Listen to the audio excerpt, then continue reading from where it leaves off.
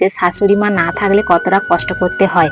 তো দেখো আজকের বাবা কিন্তু সকালবেলা বাজার গেছিল এই মাছগুলো নিয়ে। তোমরা তো জানো আমার শাশুড়ি মা খুবই কিডনি অসুস্থ ছিল, আর বিয়ের ৩-৪ বছর পর্যন্ত আমার শাশুড়ি মা কিন্তু ছিল আমাদের কাছে। তারপর একদিন হঠাৎ একটু বেশি অসুস্থ, থাকা নিয়ে এসেছি, থাকাতে মাছটা ধুবো। থাকায় মাছটা ধুলে ভালো ধোয়া হয়। নমস্কার বন্ধুরা, তোমরা সবাই কেমন আছো? আরো একটা নতুন ব্লগ ভিডিওতে তোমাদের সবাইকে স্বাগত জানাই। তো বন্ধুরা, আজকের আমি তোমাদের বলবো যে শাশুড়ি মা না থাকলে কতটা কষ্ট করতে হয়। তো দেখো আজকের বাবা কিন্তু সকালবেলা বাজার গেছিল, এই মাছগুলো নিয়ে এসেছে। বন্ধুরা, এই মাছগুলো দেখো একটু আলাদা রকম দেখতে, মুখটা দেখো বগের মতন সরু আর বডিটাও সরু। তো এই মাছটার নাম কিন্তু আমি জানি না, তোমরা যদি জানো কি কমেন্ট করে বলবে। বন্ধুরা, তোমাদের কি বলবো, আমাদের এদিকে তো প্রচুর বৃষ্টি হচ্ছে, সকাল সকাল প্রচুর বৃষ্টি হয়েছিল, এখন একটু বৃষ্টিটা কমেছে। আর আমাদের এদিকে প্রচুর মশা, বাইরে ঘাটে কোনো কাজ করতে পারি না। দেখো মাছ কাটতে বসেছি, কত মশা এসে গায়ে পুরো জড়ে যাচ্ছে। তো এই মাছগুলো কেটে নিই, তারপরে জল খাবার খেতে হবে। এখনো পর্যন্ত জল খাবার খাওয়া হয়নি, জল খাবার খেয়ে আবার দুপুরে রান্না করতে হবে।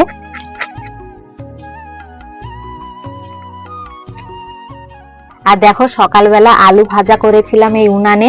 তো তোমরা হয়তো বলবে যে দিদি ভাই সকালবেলা কেন উনান বুলানো হয়নি। উনানটা বুলে নিয়েছিলাম সকাল সকাল আলু ভাজার জন্য, উনানটা একটু কালি হয়ে আছে আর বুলাইনি, দুপুরে একেবারে রান্না করব।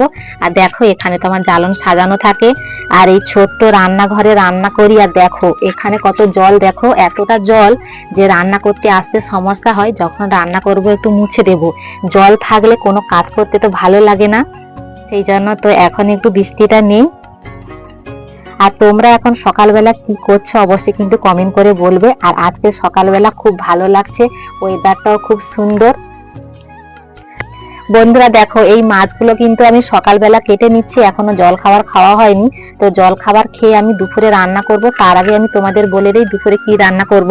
এই মাছের একটা ঝাল রান্না করব, আর বাড়িতে যদি কোনো আনাজ থাকে আনাজ দিয়ে একটা চচ্চড়ি বা ভাজা কোনো করব। তো দেখো মাছগুলো কেটে নিচ্ছি এখন। আর আজকে কিন্তু আমার মেয়ে বাড়িতে নেই, সেই জন্য একটু মাছটা কাটতে পারছি। মেয়ে এখন কাকিমাদের বাড়িতে আছে, তো মেয়েকে গিয়ে একটু ঠিকঠাক মতন খাবার দিতে হবে। আর মেয়ে তো প্রত্যেকদিন সকালবেলা ঘুম থেকে উঠে পড়ে, আর এখন বৃষ্টি হচ্ছে, বৃষ্টির সময় একটু আমি যে ঘুমিয়ে থাকবো হবে না, মেয়ে সকাল সকাল উঠে তার কান্নাকাটি শুরু হবে। সেই জন্য সকালবেলা বেশি ঘুমানো হয়নি, সকাল সকাল উঠে সব কাজ করে নিয়েছি। আর এখন বসেছি মাছটা কাটতে। মাছটা কাটা হয়ে গেলে পুকুরে ধুয়ে নিয়ে আসবো, মাছটা রেখে দিয়ে আর তারপরে বাড়ির অন্যান্য কাজকর্মগুলো করব। বন্ধুরা, এখন আমি তোমাদের বলবো যে শাশুড়ি মা না থাকলে কতটা কষ্ট হয়। তোমরা পুরো ভিডিওটি দেখতে থাকো, তাহলে তোমরা সবকিছু বুঝতে পারবে। তোমরা তো জানো আমার শাশুড়ি মা খুবই কিডনি অসুস্থ ছিল, আর বিয়ের ৩-৪ বছর পর্যন্ত আমার শাশুড়ি মা কিন্তু ছিল আমাদের কাছে। তারপর একদিন হঠাৎ একটু বেশি অসুস্থের জন্য শাশুড়ি মা আমাদের সবাইকে ছেড়ে চলে গেছে। তারপর থেকে আমাকে বাড়িতে সব কাজ একাকে সামলাতে হয়।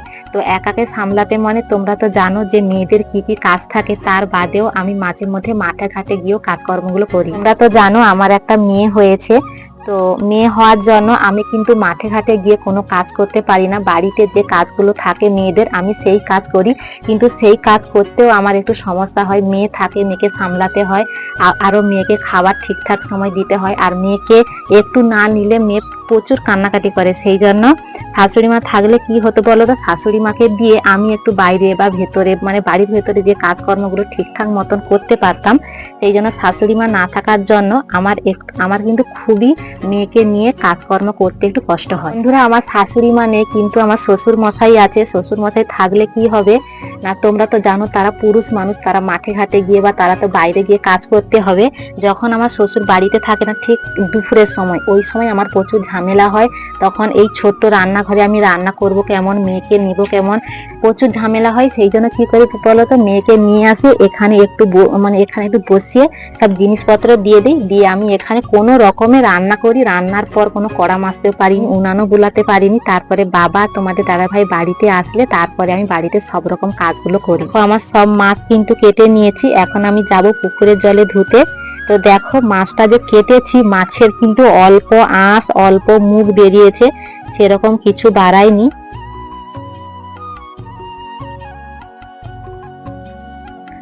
তো দেখো এখন আমি পুকুরের দিকে যাচ্ছি। এই মাছগুলো এখন ধুয়ে নেব। আর দেখো আমি যে বলেছিলাম সকাল থেকে প্রচুর বৃষ্টি হয়েছিল, দেখো বৃষ্টির জন্য চারদিক পুরো জলে ভিজে গেছে। আর ও পাশে সকালবেলা উঠে মেয়ের সব জিনিসপত্র শুকোতে দিয়েছি, তো জানি না শুকনো হবে কিনা। দেখো পুকুরে কতটা জল, এই স্নানটা ছাড়া সব স্নান ডুবে গেছে।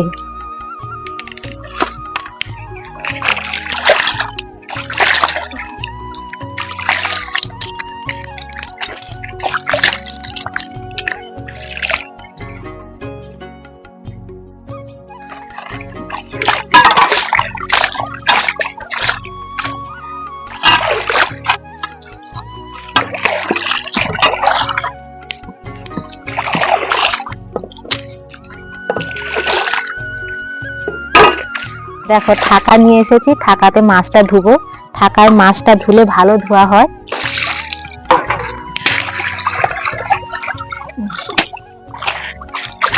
তো বাড়িতে 3 জন খাবো, এই মাছে হয়ে যাবে। তোমরা হয়তো বলবে যে দিদি ভাই তোমরা কেন কম কম মাছ শাক খাচ্ছ।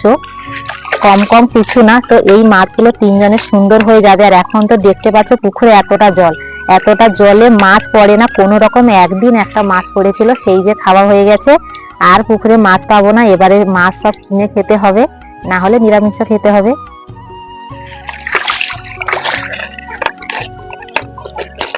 দেখো মাছগুলো দেখতে কত সুন্দর লাগছে, দেখো পুরো।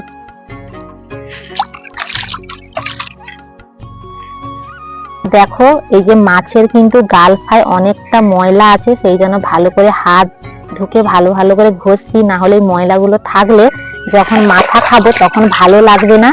সেই জন্য ভালো করে মাছটা ধুবো, তারপরে আমি বাড়ির দিকে যাব।